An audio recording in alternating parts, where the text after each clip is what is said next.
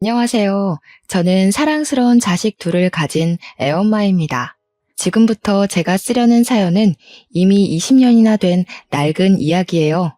하지만 제 마음속에는 그날의 일이 언제나 어제 일처럼 생생하고 한 번씩 관련된 악몽도 꾸기 때문에 사연으로 소개해도 문제 없겠다 싶어서 찾게 되었습니다. 가슴 메였던 일을 논리정연하게 이야기로 풀어내려고 하니까 쉽지 않은 것 같네요. 그날 일을 다시 회상하는 것도 제겐 또 한 번의 공포를 일으키는 짓이기도 하고요. TV나 인터넷 기사를 보면 요즘에 사람 같지 않은 사람들이 많잖아요. 시대를 불문하고 인격 상실한 사람들은 늘 우리 주변에 존재하는 것 같아요. 그런 사람들을 만나는 것도 내 재수가 없었던 탓인 거겠죠. 그런 부류들은 잠깐 마주해도 스트레스가 오는데 한 식구였다면 얼마나 피가 말랐겠습니까? 제가 바로 그런 식구들 때문에 제2의 인생을 제대로 시작해보지도 못하고 비탈길로 들어선 사람입니다. 아직도 그날만 생각하면 피가 거꾸로 솟아서 자다가도 심장이 벌렁거려요. 하지만 그럼에도 제 곁을 지켜주는 사랑스러운 내 새끼들이 있기 때문에 무사히 극복하고 이렇게 글을 쓸 용기도 얻지 않았나 싶습니다. 저에게 예쁜 자식이 둘이나 있다고 했잖아요.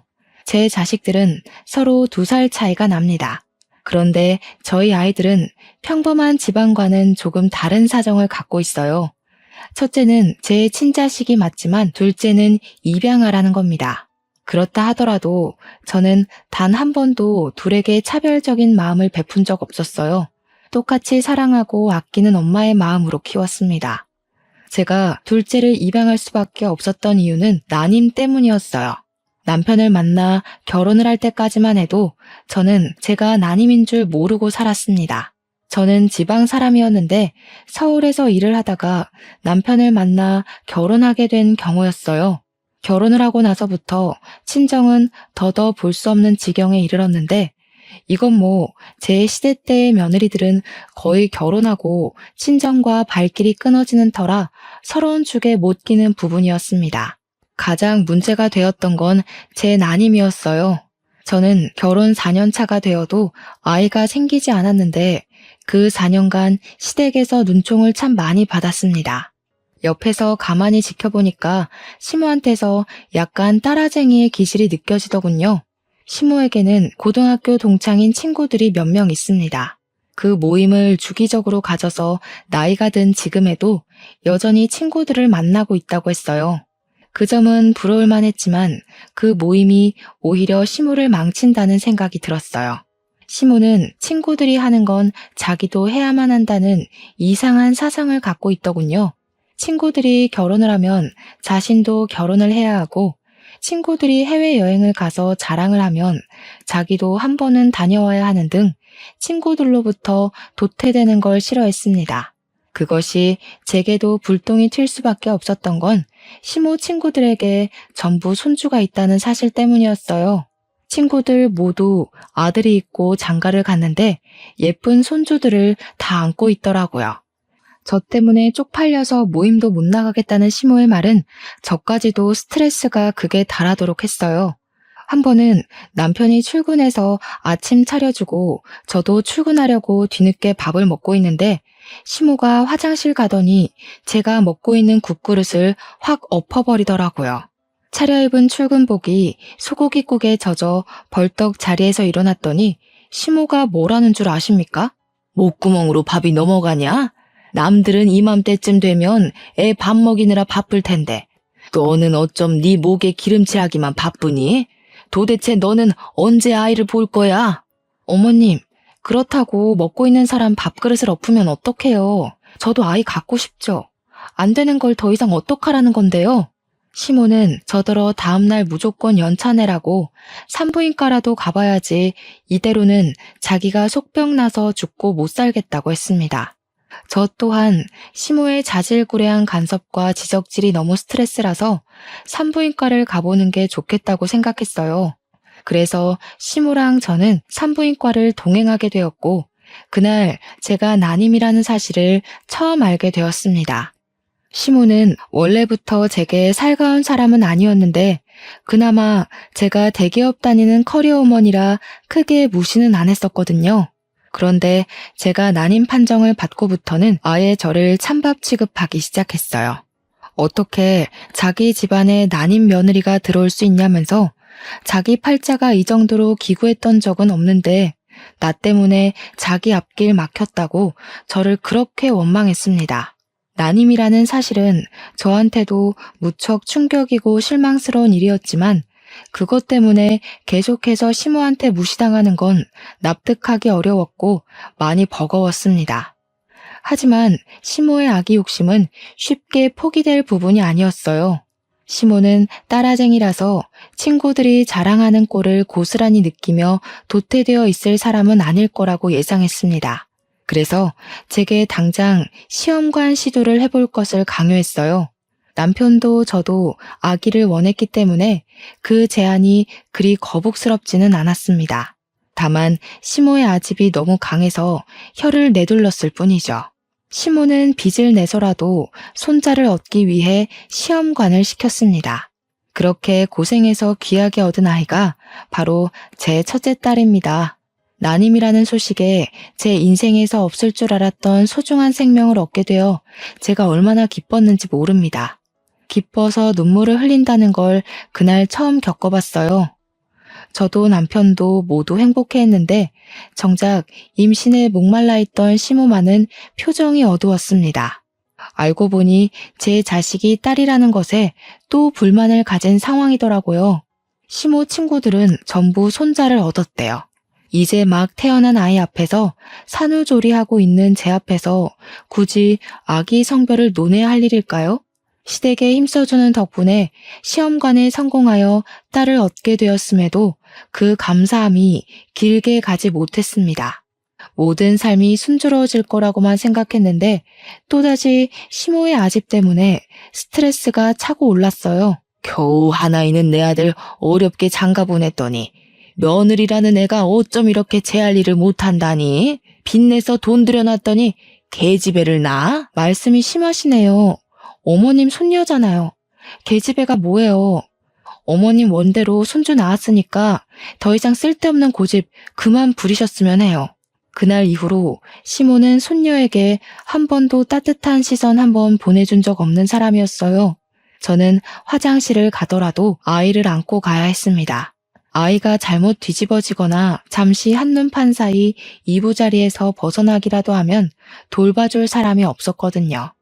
시모는 제 딸이 코앞에서 울고 있어도 보듬어 주기는커녕 거들떠도 안 봤어요. 그런 사람을 어떻게 믿고 제가 아이를 내버려 두고 다니겠습니까?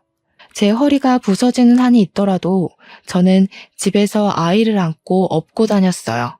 그 탓에 제 몸이 제대로 회복을 하지 못해서 다 늙은 나이에 골병 드는데 큰 몫을 했을 겁니다. 얄미운 시모는 그런 와중에도 손자에 대한 선망을 놓지 못했어요.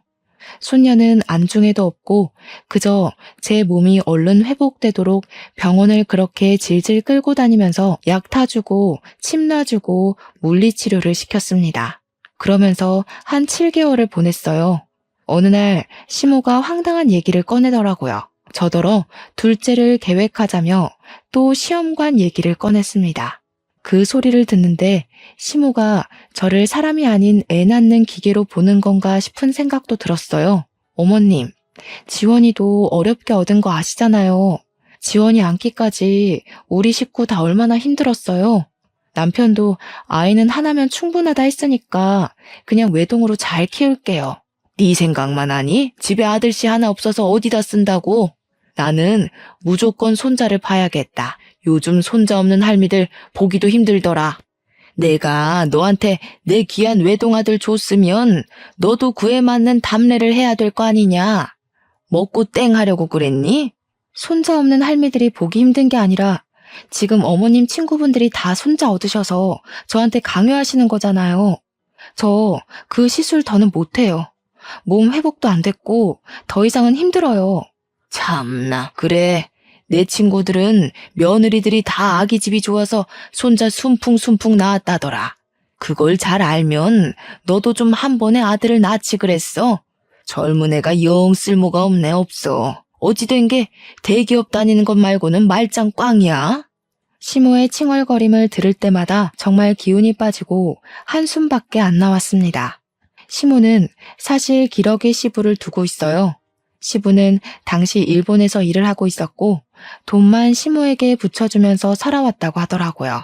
남편이 정말 어린 6, 7살 때부터 시부가 기러기를 했다고 해서 남편도 시부 얼굴을 잘 모른대요. 저 또한 시부를 결혼식 때만 보고는 그 뒤로 뵌 적이 없었습니다. 시모는 시부가 주는 돈으로 하나 있는 남편에게 아낌없이 지원을 많이 해주면서 키웠다고도 했는데요. 그래서 남편에겐 취미랑 자격증이 좀 많았어요. 대기업 취업하는데도 전혀 무리가 없었다고 했고요. 반면에 시모는 일을 전혀 안 하는 사람이었다고 해요. 매주 친구들을 만나러 외출을 했는데 그 동창 친구들이 좀 잘 사는 것 같더라고요. 그래서 시모가 시부한테서 받는 돈에도 적다면서 많이 불평하는 걸 들었습니다. 자기도 이것저것 치장을 해야 하는데 재력이 그만큼 안 받쳐주니까 철없는 투정을 많이 부리더라고요. 어쨌든 그렇다고 제가 시모 뜻대로 아들 하나를 더 낳을 수도 있는 여력도 안 되잖아요. 저도 둘째, 셋째까지 낳을 수 있다면 좋겠죠.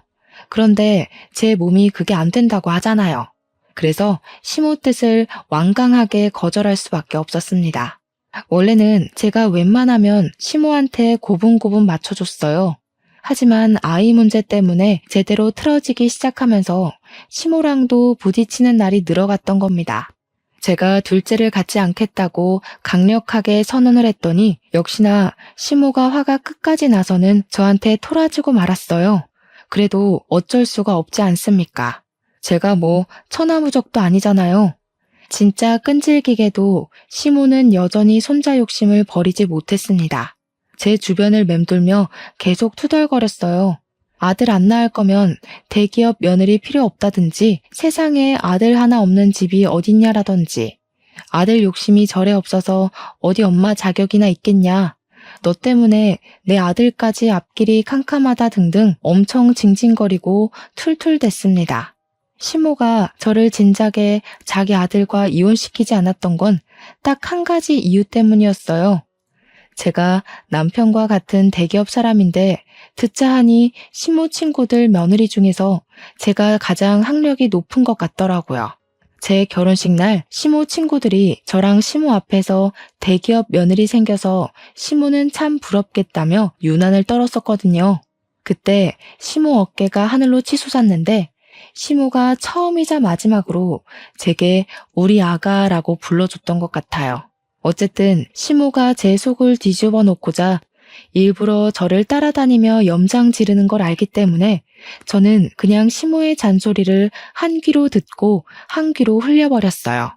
그나마 고마웠던 건 남편한테 시모의 이런 고집을 얘기하면 남편이 저랑 같이 시모 욕을 해준다는 것에서 위안을 많이 얻었습니다. 남편의 존재는 저를 시댁에서 버틸 수 있게 하는 이유가 되는 사람이었어요. 한 번은 시모가 제게 또 손자 가지고 툴툴거릴 때가 있었는데 그걸 남편이 본 적 있었거든요. 남편이 바로 직접 나서서 시모의 잔소리를 막아주더라고요. 제발 좀 적당히 해. 사람 몸이 천근만근인 줄도 모르고 왜 이렇게 철없는 소리를 하는 거야? 내 와이프가 엄마 요구 들어주는 기계야? 자꾸 이런 식이면 우리 분가해버릴 거야. 고집불통 시모도 자기 아들이 혼쭐 내는 것에는 별말을 못하더군요.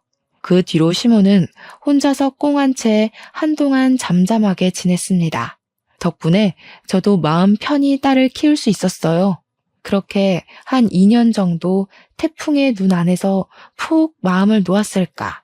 그동안 조용했던 일상에 대해 보복이라도 하는 건지 모르겠지만 시모가 아주 큰일을 터뜨리고 말았어요. 지금 생각해도 이 부분은 대형 사고네요. 그날은 여느 때처럼 딸을 재우고 남편 아침을 챙겨준 뒤 남편을 보낸 날이었습니다. 아침부터 어딜 간 건지 생전 안 하던 이른 외출한 시모가 점심쯤 귀가를 했는데요. 저는 시모를 보자마자 어디 다녀오냐고 묻지도 못하고 그 자리에서 굳어버릴 수밖에 없었어요. 시모가 웬 의문의 아기를 하나 안아들고 있더라고요. 갓난아기였고 포대에 감싸져 있는 아들이었습니다. 이제부터 우리 집 손자 될 아이다. 앞으로 너도 아들이라고 생각하고 잘해라. 아직 태어난 지 2달밖에 안 돼서 우리 식구로 들이기 딱 좋을 때야. 시모의 말에 저는 너무 충격을 받아서 온갖 생각이 다 들었습니다. 남편이 나 몰래 낳은 아이인가? 시모랑 남편이 나 모르게 작당해서 만든 아이인가? 이거 남편 불륜인가? 정말 별의별 생각이 다 들었지만 해답이 빠르게 내려지지 않았어요. 그냥 이게 다 무슨 상황이냐고 대뜸 언성만 높였습니다. 그러니 시모가 저더러 입 닥치고 자리에 앉으라고 애기 놀란다고 하더군요. 어처구니가 없었지만 대체 이게 무슨 영문인지 사정을 알아야 해서 시모하는 걸 지켜보기만 했었어요. 그리고 저는 시모하는 소리에 기함을 토하고 말았습니다. 진짜 제정신 아닌 사람인 줄 알았어요. 뭘 했다고요? 브로커요? 어머님 제정신이세요? 지금 손자 하나 갖겠다고 브로커를 시켜서 아기를 샀다는 말씀인 거예요? 대체 이게 다 뭐 하는 짓이냐고요? 목청 낮추라니까. 그래, 내 손자 내가 내 돈 주고 갖겠다는데 무슨 불만이니? 너더러 낳아달라고 안 했잖냐? 키워달라고도 안 할 테니까 신경 꺼라. 남편 씨도 아니고 그 아이는 그냥 남의 자식인 거잖아요. 지금 남의 자식을 손자처럼 키운다는 거예요? 그런다고 그 아이가 어머님 손자가 될 거라 생각하세요? 죽었다 깨어나도 그 아이는 그냥 남의 핏줄인 거예요. 무슨 생각으로 이런 사고를 치셨어요? 왜 내 손자가 못 되니? 낳은 정보다 기른 정이 더 무섭다는 거 모르냐? 그리고 이미 생모가 포기한 아이다. 어차피 이 아이한테 사실을 알려주지만 않으면 생모를 찾지도 않고 돌아갈 곳도 없는 아이라고. 도대체 뭐가 문제라는 거니? 시모는 자신이 아예 뭘 잘못한 건지 원인을 모르고 있었습니다. 그런 시모를 보고 저는 단지 시모가 제정신이 아니라고만 생각했어요. 아무리 손자가 갖고 싶어도 그렇지 어떻게 남의 아기를 돈 주고 사올 생각까지 했는지. 이럴 거면 그냥 새 며느리를 들이지 그랬냐고 제가 시모에게 고래고래 소리를 질렀더니 시모가 자기 아들 인생에 이혼율 그이게 할 수 없다면서 아들 재혼은 죽어도 못 받아들인다고 했습니다. 그러면서 잘 해결됐는데 뭐가 문제냐고 되레 언성을 높이더군요. 저랑 얘기하니까 피가 거꾸로 솟는다면서 품 안의 아기를 소중하게 데리고 자기 방으로 들어가 버렸어요. 이렇게 큰 문제는 저랑만 다툴 일이 아니잖아요. 퇴근하고 온 남편도 당연히 이 사실을 알았고 그날 저녁 남편이랑 시모는 처음으로 순순히 물러나는 사람 없이 대판 싸우게 되었습니다. 싸우는 대화 내용을 듣자 하니 시모는 브로커에게서 300만 원을 주고 그 아기를 사온 거더라고요. 20대 초반 미혼모 여자의 아기라는데 남편은 시모의 입장을 다 듣기도 전에 화가 나서 당장 그 브로커 명함 내놓으라고 시모에게 난동을 부렸습니다.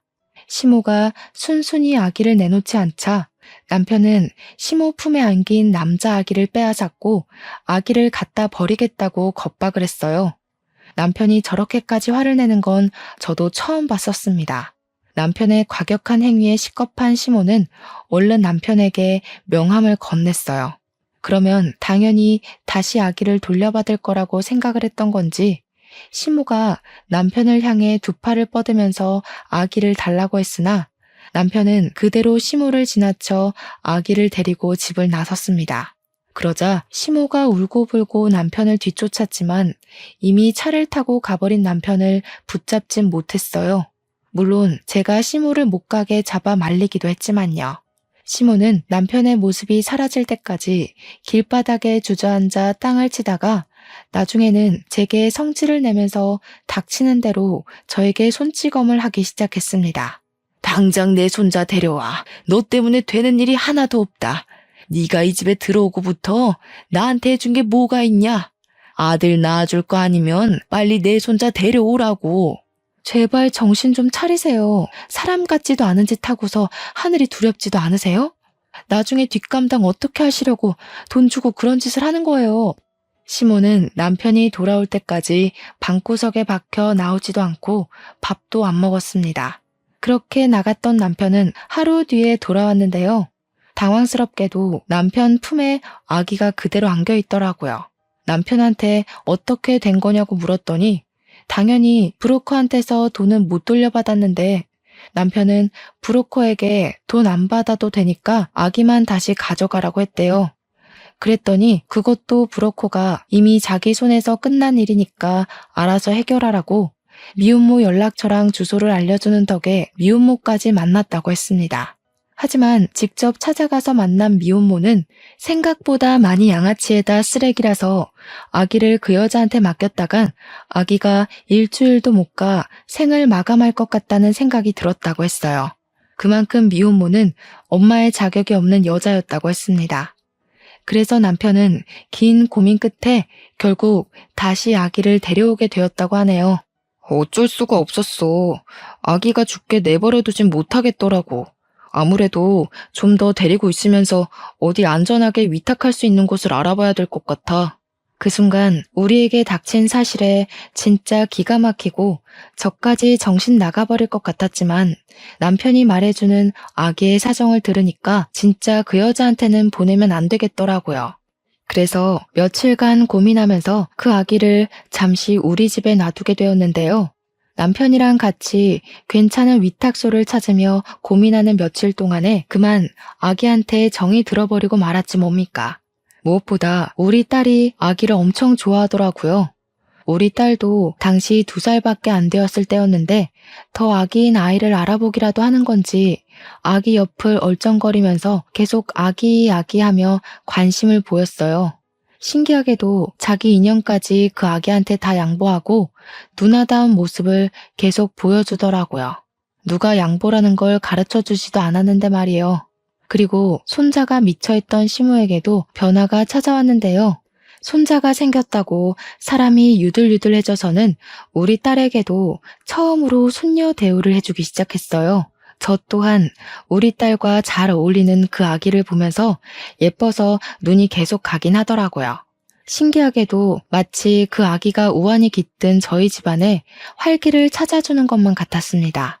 그래서 진짜 말도 안 되게 그 아기를 입양하기로 마음을 먹었어요.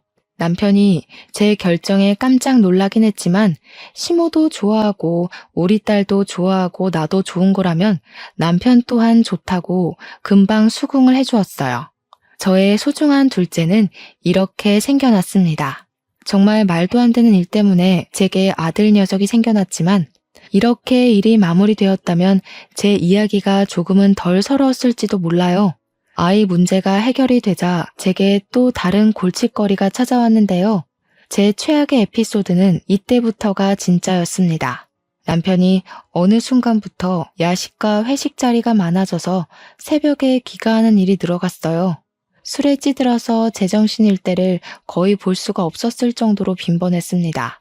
그런데 저는 정말 순진하게도 이 모든 변화가 남편 말 그대로 회식이랑 야근이 많아서인 줄 알았어요. 또 제 남편은 제게 한없이 착하고 내 편이던 사람이었기 때문에 남편에게 수상쩍은 문제가 있을 거라곤 생각 자체를 못했었어요. 남편의 문제를 눈치챘던 건 우리 아들이 처음으로 심하게 아팠을 때였습니다.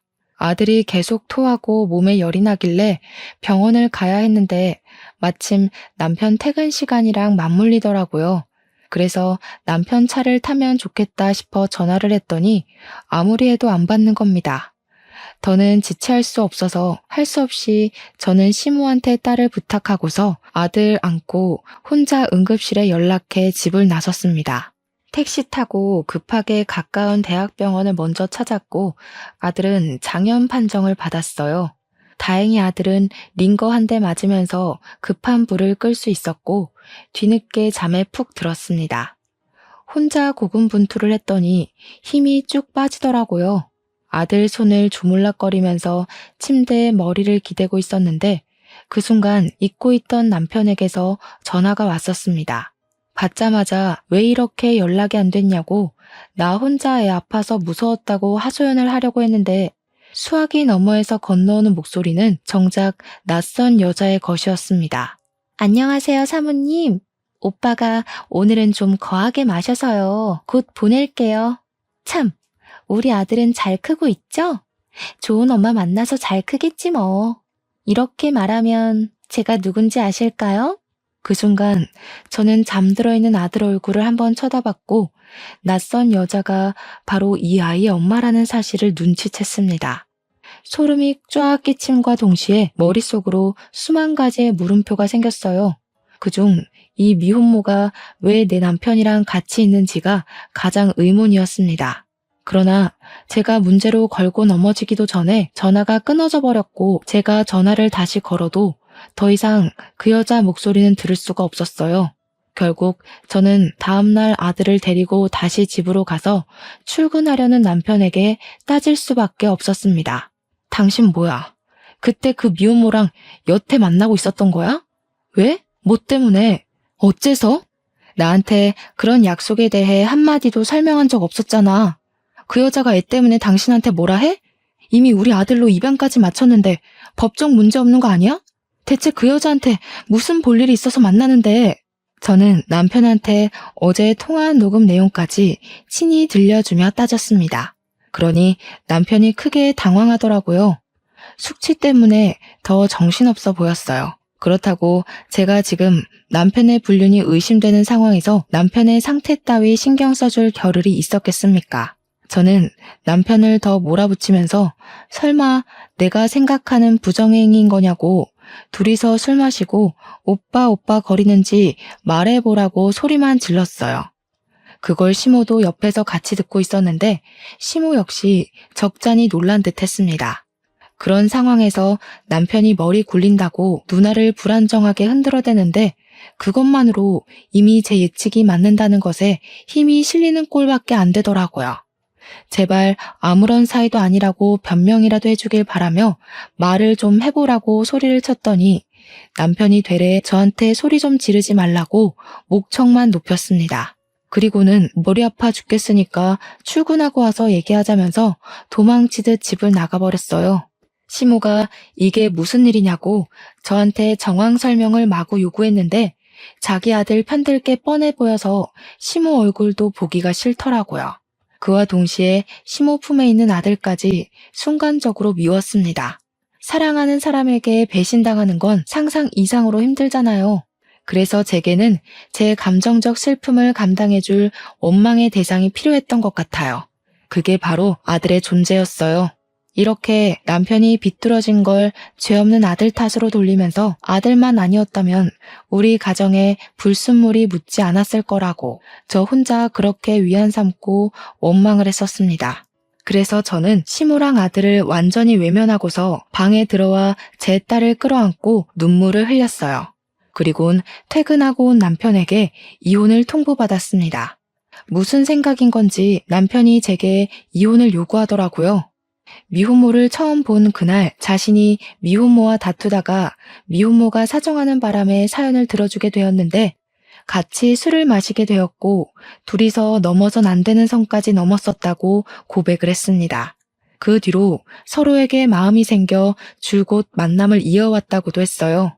그러니까 그 기간이 갓난아기 때 내 품에 들어온 우리 아들이 2살로 클 때까지 계속되어 왔다는 겁니다. 저는 더 깊은 내막을 듣진 못하고 그대로 남편의 귀싸대기를 날렸습니다. 그리고 주방으로 가서 집에 있는 고춧가루를 가져와서 남편 얼굴에 쳐 뿌리고는 봉지째로 남편 면상에 집어 던져버렸어요. 그래서 이혼하자고? 딴 여자 생겼으니까 나보고 네 옆에서 꺼지라는 거야? 어떻게 당신 입에서 이혼이란 말이 나올 수가 있어. 이 양심 없는 새끼야. 쓰레기 짓은 네가 다 해놓고 뭐가 떳떳해서 고개 쳐들고 이혼 소리를 해? 네가 뭔데 나를 까? 뭔데 이혼 얘기를 먼저 하냐고? 쌍욕이란 쌍욕은 다 하면서 남편을 원망했고 배신감을 느낀 만큼 남편을 개 패듯이 패고 또 팼습니다. 그러자 시모가 무섭게 달려와서는 저를 밀치더라고요. 자기 아들이 설령 불륜을 저질렀다고 하더라도 시모에겐 아들이 중요했고 손자가 중요했던 겁니다. 시모에게 저라는 사람은 그저 남편을 보필할 여자, 손자를 키워줄 여자밖에 안 되었던 거예요. 그런데 황당한 건 뭔 줄 아시나요? 이제 그만 그리 사랑하는 아들 뜻에 따라 저랑 남편을 이혼시킬 법도 할 텐데 시모 하는 말이 진짜 재밌더라고요. 네가 하라는 대로 다 하마. 그래도 이혼은 안 된다. 그냥 내 아들이랑 그 여자랑 만나든 말든 신경 끄고 네가 이 집에서 상전처럼 살면 되잖냐. 앞으로 네가 하는 일 다 입안될 테니까 이혼은 절대 생각도 마라. 말 같지도 않은 소리 한결같이 하시네요. 어머님 아들이 이혼하고 싶다잖아요. 한낱 미혼모한테 미쳐서는 양아치 여자를 옆에 두고 싶다 하는데 어머님 돈 주고 일 꾸미는 거 좋아하시지 않아요? 그 정신 나간 여자 데려와서 어머님 손맛대로 신분 위조해주면 되겠네요. 안 돼. 내가 그 여자를 알아도 제일 잘 알지. 우리 손자 데려오려고 사전 조사를 얼마나 꼼꼼하게 했는데 일부러 더 음지에 있는 여자를 찾은 거란 말이야. 그런 인간 말종인 여자는 우리 집 며느리로 절대 못 들인다. 웃기네요. 인간 말종의 핏줄은 괜찮은데 인간 말종을 며느리 삼을 수는 없다. 어머님의 그 잘난 기준 진짜 너무 역해서 더는 이해해주기 싫어요. 돈 주고 애를 사오는 인간이나 그의 엄마랑 바람 피우는 인간이나 그 부모의 그 새끼인데 제가 너무 큰 기대를 한 것 같네요. 진작에 이 답없는 집구석 나왔어야 했는데 저는 이혼 합의는 절대 해줄 생각이 없어서 제가 당한 만큼 소송으로 갚아주겠다고 경고장을 날려준 뒤에 바로 짐을 챙겼습니다. 소송을 한다니까 둘이서 꽤나 놀랐는지 남편이랑 시모가 저를 막으려 했지만 이미 당시 제정신이 아니었던 저는 내 몸에 손대면 경찰에 신고해버릴 거라고 악까지 질러버렸어요. 그동안 쌓였던 게 물밀듯이 솟구치니까 정말 괴성을 독하게 내지를 수가 있겠더라고요. 한 번도 시댁에서 정신 나간 사람처럼 보였던 적은 없었는데 제가 처음 보는 모습을 드러내니까 그 둘도 놀라서 그냥 내버려 두더군요. 그 상태로 저는 가벼운 짐만 챙긴 뒤에 딸만 데리고서 그 집을 나오려고 했는데요. 제가 신발을 신는 순간 아들이 저를 쫓아 신발장까지 아장아장 걸어오더라고요. 저를 보고 엄마 엄마 하는 아들을 보면서 쉽사리 발이 안 떨어졌지만 정말 마음 독하게 먹고서 그대로 집을 나와버렸습니다. 일단은 직장 동료에게 실례를 무릅쓰고 연락했고 딸을 데리고 그 동료 집에서 신세를 지며 살았어요. 문제는 집을 나왔는데도 아들의 모습이 잊히지가 않아 괴로웠다는 겁니다. 며칠 고민 끝에 아들을 포기할 수 없었던 저는 결국 변호사에게 부탁해서 아들 친권 꼭 내가 가져야 된다고 승소하게 해달라고 사정을 했어요. 그랬더니 변호사가 흔쾌히 가능한 일이라고 고개를 끄덕이더군요.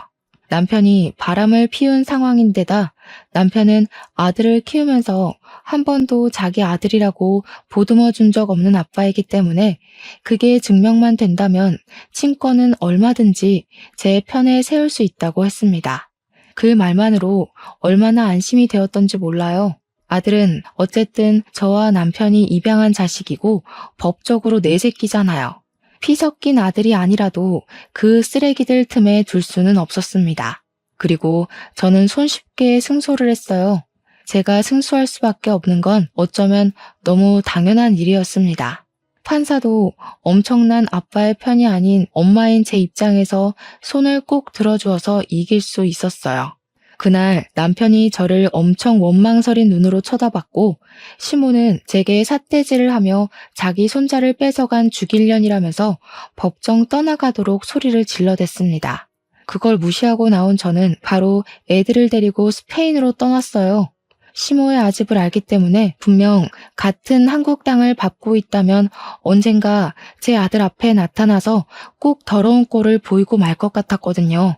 전 남편과 시모가 제 앞을 막는 건 상관이 없지만 제 자식들 앞길에 오물오물 투척하는 건 절대 용납하고 싶지 않아서 내린 결정이기도 했어요. 그렇게 떠난 스페인에서 우리 아이들은 고맙게도 너무 건강하게 또 적응도 잘하며 컸습니다. 스페인에서 무탈하게 지냈다 보니 저희는 영주권까지 받을 수 있었어요. 저는 가정의 행복이란 걸 그곳에서 제대로 느꼈고 아이들과 함께 웃으면서 세월을 보냈더니 어느덧 20년이나 흐르게 되었습니다. 그리고 저희는 올 초에 한국으로 돌아오게 되었어요. 개인적으로 저는 한국을 다신 찾고 싶지 않았지만 성인이 된 딸이랑 아들이 자신의 모국이 어떤지 궁금하다고 조르더라고요. 그래서 아이들을 생각해 결국 귀환을 결심했죠. 잊힌 줄 알았던 저의 과거의 기억은 한국을 들어오자마자 또 생생하게 제 가슴을 조여왔습니다. 서울 공기만 마셔도 과거의 스트레스들이 내 눈앞에 현존하고 있는 것처럼 모든 것이 필름처럼 떠올랐어요. 그렇다고 오랜만에 찾은 한국이 괴롭기만 한 건 또 아니더라고요. 저도 한국 사람이잖아요. 한편으론 저의 친정이 있기도 한 이곳이 반가운 것도 사실이었습니다. 저는 한국에 오자마자 못 본 새에 나이가 많이 든 친정 부모를 찾아뵈었고 우리 애들이 외조부를 휴대폰으로만 보다가 직접 보니 훨씬 더 좋아하며 살갑게 행동했습니다. 제 부모님이 웃고 제 자식들이 웃는데 그 모습을 지켜보던 그 순간에 그런 생각이 들더라고요. 뭐가 두려워서 그렇게 20년이나 도망쳐 있었을까 하는 생각도 말이죠. 딸이랑 아들은 예상외로 한국을 더 좋아했습니다. 한국말 하는 데는 서툴지 않았어요. 제가 한국말을 쓰면서 아이들에게 한국인이라는 걸 잊지 않도록 신경 썼거든요. 외국으로 도망쳤다고 한들 아마 저도 무의식적으로 언젠간 한국에 돌아와야지라는 생각을 품고 있었던 것 같아요. 제 자식들은 스페인에서도 한국 대사관에서 일을 하는 외교관들이었습니다. 한국으로 돌아와서도 나란히 외교부로 취업이 되었기 때문에 불과 얼마 전 집을 구해야 해서 아들이랑 같이 차를 타고 부동산을 돌았던 적이 있었어요. 살다 그렇게 신기한 일은 또 처음이었습니다. 아들이랑 같이 여러 차례 부동산 매물을 고민하던 중 저희가 한 부동산에서 익숙한 매물을 소개받았어요. 놀랍게도 제게는 상처나 다름없던 시댁 매물이 나와 있더라고요. 중개사가 말하길 그 매물 주인이 할머니가 건강이 악화돼서 병원비가 많이 필요한데 아들 되는 사람이 불륜 사건 터지는 바람에 대기업 직장을 잘려서 급전이 급한 상황이라 집을 팔고 작은 데로 이사를 간다고 했다네요. 그것이 시모랑 전 남편 얘기라는 걸 알아서 순간 저도 모르고 가슴속 응어리가 쪼여왔습니다. 화병이 도진 듯 열기가 올라서 가슴 중앙을 2번 쳤더니 아들이 걱정하면서 왜 그러냐고 묻더군요. 저는 그 부동산을 나와서 아들이 사주는 냉커피 한 잔을 마시며 어렵게 설명을 해줬는데요. 애들이 학교 다닐 나이에 제가 이미 제 사정과 애들의 아빠 사정, 그리고 입양 사정도 모두 얘기를 해줬었어요. 그때마다 제가 시모랑 전 남편 기억 때문에 한 번씩 한숨을 내뱉으면 착한 우리 애들은 그저 제 걱정과 자신들을 홀로 키워준 저에 대해 존경심밖에 없다고 위로해 주었고 저를 대신해서 늘 시모랑 전 남편에게 앙심을 품고 있었습니다. 그래서 그런지 시모랑 전 남편 얘기를 다시 꺼내도 아들은 그리 놀라지 않더라고요.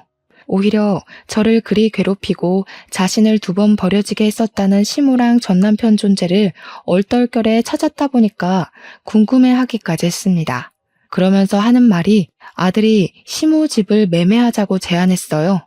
놀라서 무슨 생각으로 그런 소리를 하냐고 너한테 상처 준 사람들인데 왜 굳이 나서서 또 상처를 받으려고 하냐고 했더니 아들은 그 사람들한테 받은 상처가 얼마나 아팠는지 전혀 기억 안 나지만 해선 안 될 짓을 했다는 걸 알게 해주고 싶다고 했어요.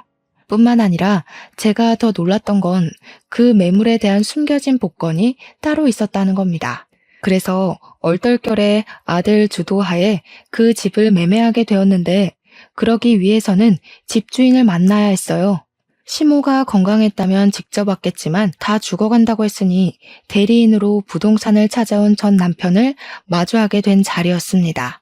20년 만에 마주한 그는 한때 대기업에 다녀서 정장 슈트만 입던 꼴은 온데간데 없었고 어디 자파 상점이나 철물점을 운영하는 것처럼 꼬질꼬질하게 해진 옷을 입고 있었어요. 전 남편은 처음엔 굽신거리며 들어왔다가 저를 보자마자 놀랐는데요. 저를 단번에 알아본 듯 했습니다. 문제는 전 남편 눈빛이 제게 앙심이 상당해 보였다는 것이에요. 어디 가서 보기 좋게 굶어 죽은 줄 알았더니 멀쩡하게 살아있네? 남의 집 박살 내놓고 잘도 살았나 보다? 너 때문에 우리 엄마는 아직도 다 죽은 꼴을 하고 있는데. 전 남편이 제 분에 못 이겨 달려들었는데 그 앞을 아들이 막아주었어요.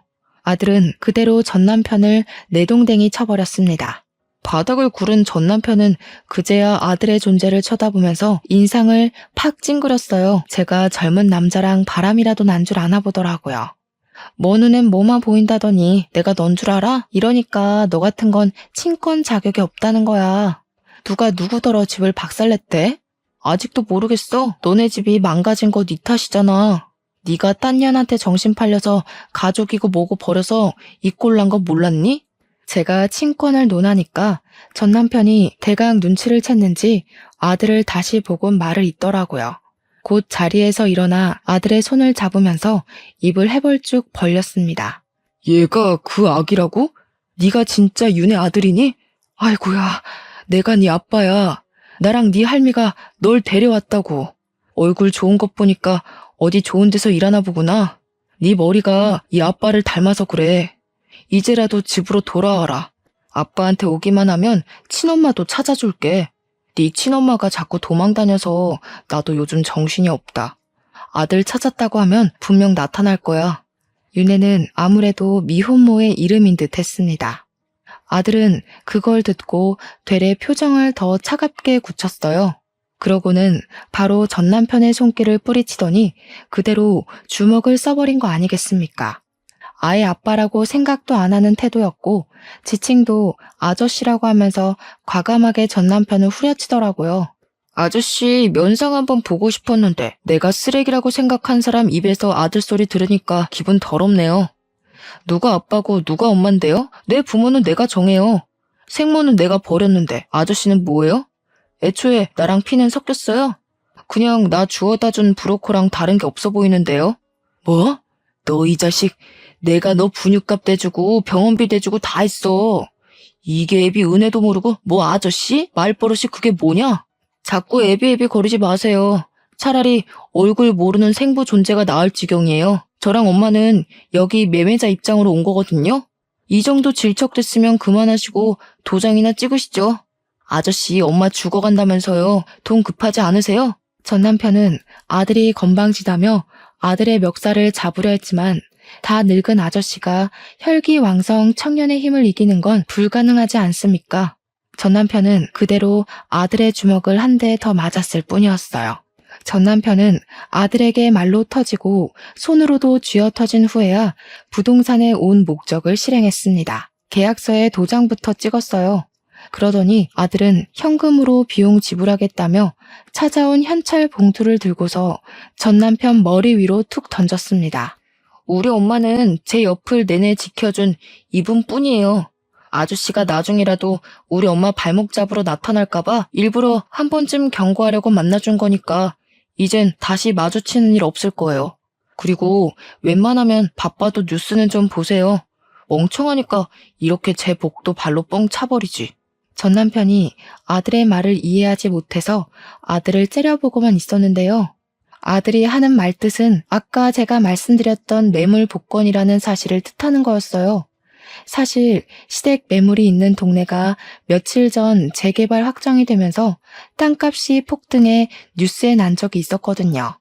전 남편이 몇 개월만 더 버텼다면 몇 배의 보상금을 받고 정말 좋은 아파트로 이사 갈 수 있었을 텐데 아들 말대로 전 남편이 제 발로 복을 냅다 차버린 셈인 겁니다. 아마 하늘에서 더 어렵게 살 팔자여야 된다고 벌을 내린 게 아닌가 싶어요. 그 뒤로 저는 완전히 제 가슴속 응어리를 비워낸 것처럼 시원함을 느끼며 살고 있습니다. 더 이상 전 남편과 시모가 제 가정에 허튼 짓이라도 할까봐 전전긍긍할 필요도 없고 자녀들한테 복의 겨울만큼 효도까지 받고 있으니 이보다 더 좋은 세상이 있을까 하며 지내고 있어요. 제 속의 한은 20년이나 걸려서 완벽하게 해소가 되었지만 그래도 이 긴 세월 동안 느낀 것이 있다면 절대 나쁘게 살면 안 되겠다는 마음이었어요. 마치 하늘에서 다 지켜보고 나쁜 짓 한 사람들의 결말은 처참할 수밖에 없다는 걸 알려주는 것 같았거든요. 20년이나 지난 세월에서도 가혹하게 무너질 게 남았다는 걸 누가 알았겠습니까? 아무튼 저는 더 행복한 시간을 보내고 있습니다. 애들 덕분에 일도 안 하고 있고 친정 부모님과도 해외여행도 계획했어요.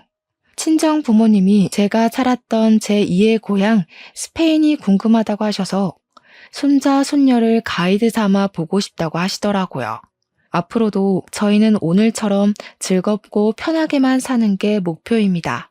저희뿐만 아니라 모든 분들이 웃는 날이 많았으면 좋겠네요. 얘기가 너무 복잡하고 길었습니다. 이만 마무리 짓도록 할게요. 읽어주셔서 감사드려요.